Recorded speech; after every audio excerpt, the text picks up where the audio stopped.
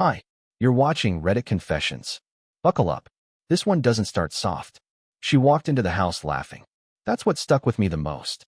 Not guilt, not hesitation, just a casual, careless laugh echoing off the hallway walls. As if everything inside hadn't changed. As if I hadn't spent the past 4 hours deleting myself. I heard the door close behind her. The sound of heels on the tile. A voice, hers, still breathy from whatever joke he told her over dessert. I imagined him, her boss, still sitting in that booth, swirling whiskey, grinning. He probably thought she was heading home to her husband. Technically, she was. But I was no longer that man. By the time she reached the living room, it hit her. The silence. The absence. The echo where our couch used to be. No keys in the bowl.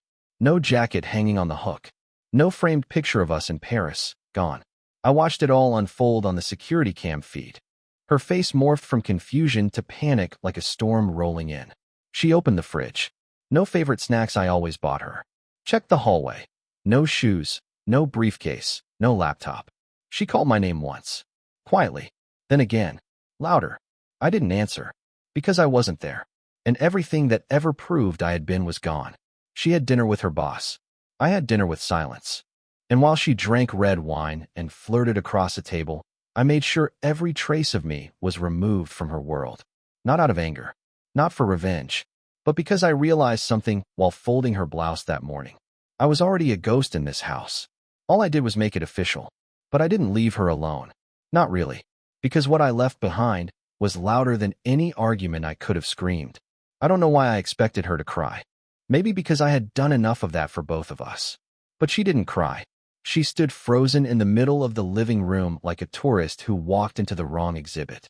Her mouth opened just slightly, her fingers twitching toward her phone, and then she said it, soft and slow, like the words weren't hers. Where is everything?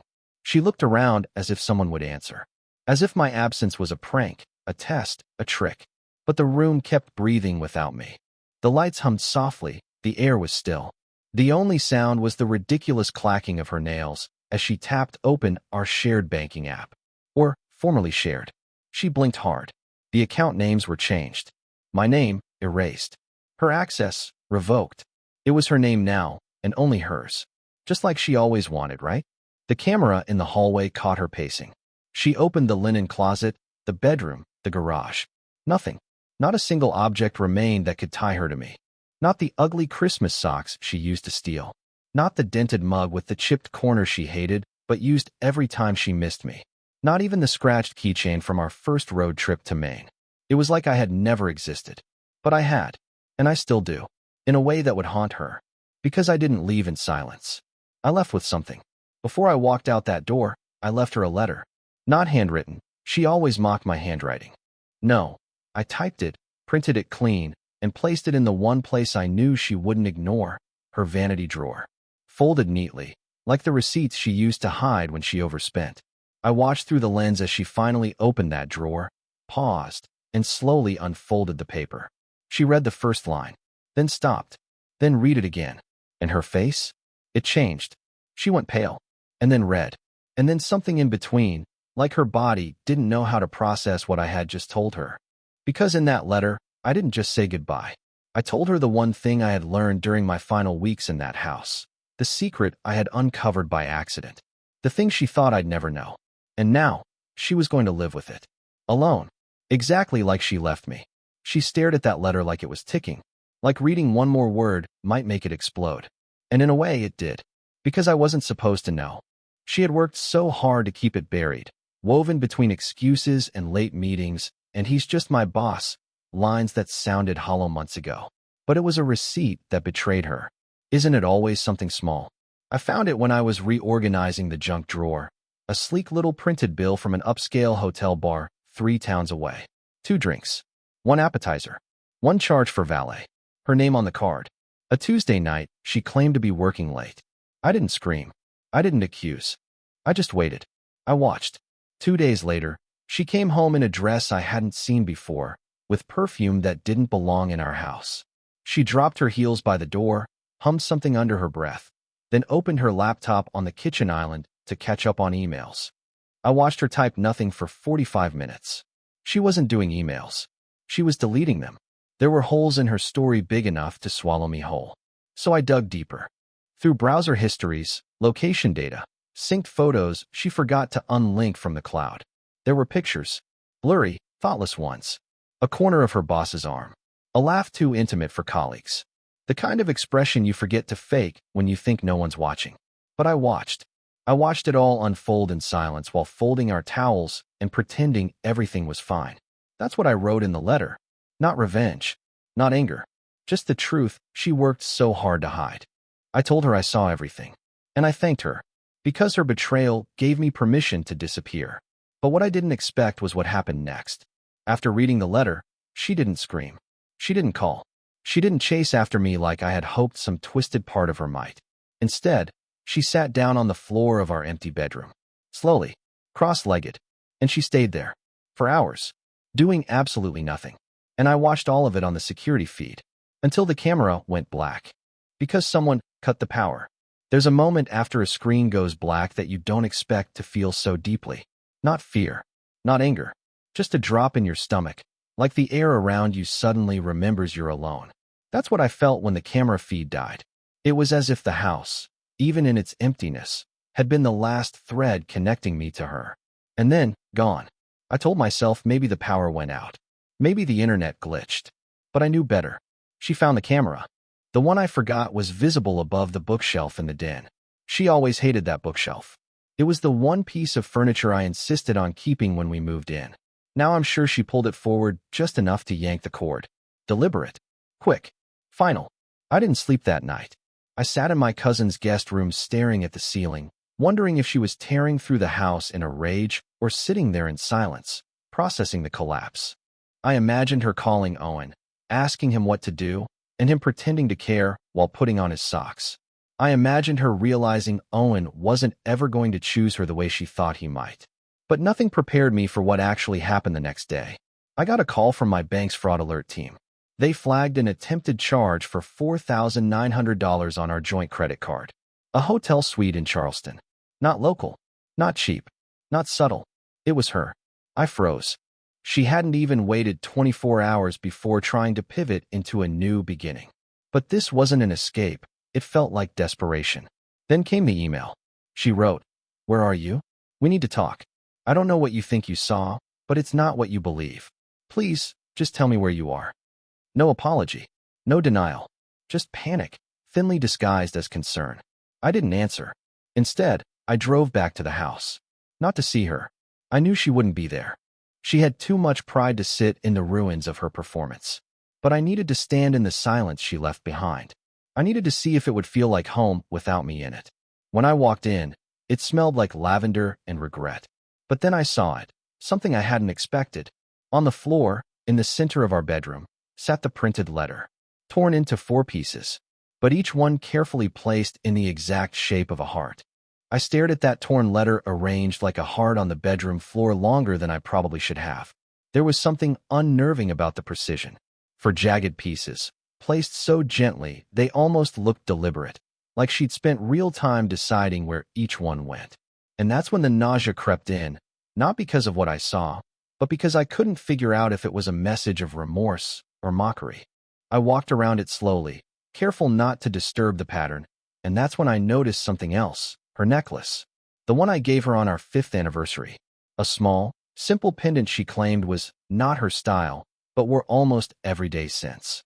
It sat on top of the heart, like a final period at the end of a sentence. That's what gutted me.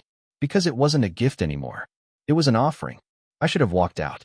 I should have left it all untouched like a crime scene. But some pathetic part of me still needed answers. So I started opening drawers. The ones she never let me near. The ones that used to be just old receipts, or junk, or work stuff. The 3rd drawer down in her vanity had a hidden compartment. I only noticed it because the lining was peeling back at the edge. Underneath, a phone I'd never seen. Powered off. No case. No lock screen. I charged it. Hands shaking, pulse thumping like it was echoing in my teeth. It was her phone, all right. Just not the one she showed me. There were messages. So many messages. From Owen. From a woman named Mara I didn't know. From someone saved as LO. Some were harmless. Others weren't. One thread had a photo of her in our guest bathroom mirror, wearing a silk robe I never saw before, captioned, "He's downstairs. You've got 30 minutes." My throat closed. I couldn't read anymore.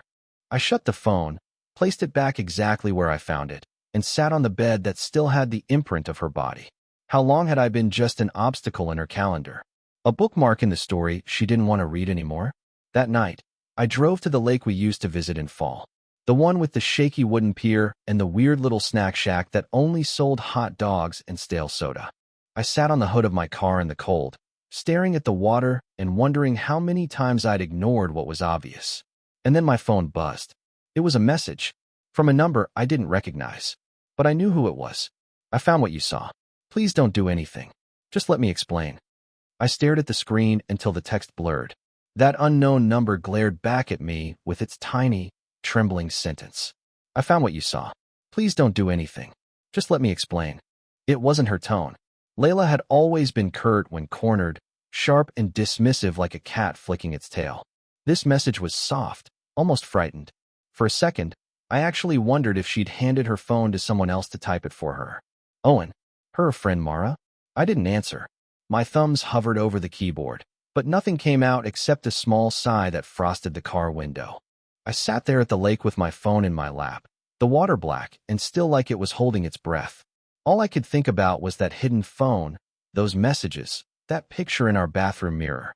My brain started stitching together timelines, tiny details I'd ignored. The way she'd leave candles burning in odd rooms when she worked late. Her sudden obsession with locking the guest bedroom door. The new perfume she called sample from work. It wasn't paranoia anymore. It was a puzzle, and the pieces were starting to fit into a shape that scared me more than her betrayal. Another message buzzed through. "It's not what you think. Please." I turned the phone over, screen down. The sound of the lake lapping against the pier felt louder than her words. I wanted to scream at the sky, but what came out instead was a pathetic little laugh. This was who I had become, a man hiding in his own car, holding secrets that weren't even his, shaking at the thought of confrontation. When I finally drove back to the city, the streets were empty. I didn't go to my cousin's place. I didn't go back to the house. I just kept circling blocks until dawn cracked open like a slow bruise across the horizon. That's when I saw her car, parked outside a coffee shop we'd never been to. The kind of trendy, neon-lit place she always mocked but secretly liked. And there she was through the window, sitting alone, her face pale, her hands trembling as she scrolled her phone. For the first time in months, she looked small. Not the untouchable, corporate version of herself. Not the woman who could vanish into a dinner with Owen and come back smelling like someone else's cologne. Just Layla, lost, messy, scared. And then she looked up, straight at me, through the glass, as if she'd known I'd been watching all along. She didn't wave. She didn't get up. She just held up her phone, showing me the screen. A single message typed out, but unsent. "There's something you don't know about Owen." I didn't go inside.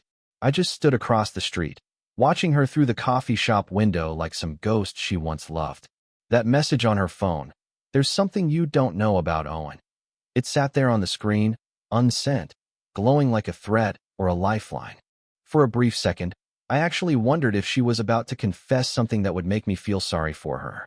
And God help me, some part of me wanted that. I wanted her to say Owen had tricked her, blackmailed her, manipulated her into everything. I wanted to believe she was still the person I used to love. But I knew better. She didn't send the message. Instead, she slipped the phone into her coat and walked out. She didn't see me standing behind the parked cars, didn't look back once as she got into her SUV and drove off. I followed her. Not for answers, not even out of anger anymore. I just needed to see how deep the lie went. She drove to a quiet part of town, industrial buildings, fenced parking lots, half of them abandoned. She pulled into a lot behind a warehouse with no signage. I parked a few blocks away and approached on foot, heart pounding like I was breaking into my own past. There was a side entrance, unlocked. The inside was eerily silent except for the hum of something mechanical. And then I heard voices. Hers. And his. Owen. I recognized that smug tone immediately. But they weren't arguing. They were whispering. Urgent. Panicked. Like two people cleaning up a mess too big to hide. I crept closer, stayed behind the partition wall. What I heard next didn't make sense at first. "Layla," he saw the messages. "Owen, you said you deleted the backups." "Layla, I did. But he's not stupid. He found the burner. Owen, then we need to move faster. If this gets out, Layla, I'm not going to prison over this. Prison? My breath hitched. I felt my knees nearly give out. This wasn't about cheating anymore. This wasn't about me at all. They were hiding something bigger, something criminal, something I'd stumbled into by accident. And then Owen said the one sentence that made my blood turn to ice. If he talks, we make it look like he left the country. I backed away slowly, legs trembling, the air thick like glue. This wasn't just betrayal. This was danger. I didn't go home that night. I didn't sleep either. I drove straight to the one person I knew I could trust. My cousin, Greg. The same one who helped me move out. He used to work in cybersecurity before switching careers. And if there was anyone who could help me understand what I had walked into, it was him. I showed him the messages, the burner phone, and repeated the exact conversation I overheard. He didn't even blink. This isn't just infidelity, he said. They're laundering money, or something close to it. She wasn't just cheating with Owen. She was helping him. That flipped a switch in me. For the first time in months, I wasn't just the whiny husband left behind. I had leverage. I had truth. And I had the receipts, literally. Greg helped me back up everything. Location pings, financial records, deleted messages from cloud servers she forgot were still syncing. Within 48 hours, we had a digital trail that painted a story far worse than I ever imagined. Fake accounts. Corporate dinners, paid for by unnamed donors. Layla's signature on documents she swore didn't exist. I didn't confront her. I didn't need to. I took everything to a quiet, serious-looking investigator who didn't even flinch when I said, I think my wife and her boss are committing fraud. He nodded like he'd seen it all before. And maybe he had. A month passed. Then I got the call. Federal inquiry opened. Her company under investigation. Owen suspended. Layla? Fired, then subpoenaed. And me? I was free. No more shadows. No more cameras. No more, please listen to me, texts that started flooding in when she realized what I'd done. She tried to spin it, of course. Claimed I was unstable. That I misunderstood everything. But the paper trail didn't lie. The burner phone didn't lie. And deep down, she knew she was the one who broke it all. Now I live in a small town near the mountains. I breathe better here. Sleep better. I even smile at strangers again. It's strange how healing starts when you stop begging for someone else's version of love to fix you. And Layla? She came home to a house with no trace of me. And I rebuilt a life with no trace of her. Thanks for watching Reddit Confessions. What moment in this story shocked you the most? Was it the burner phone? The warehouse meeting? The fake accounts? Let us know in the comments. We read every one. And don't forget to like and subscribe for more true stories like this. See you next time.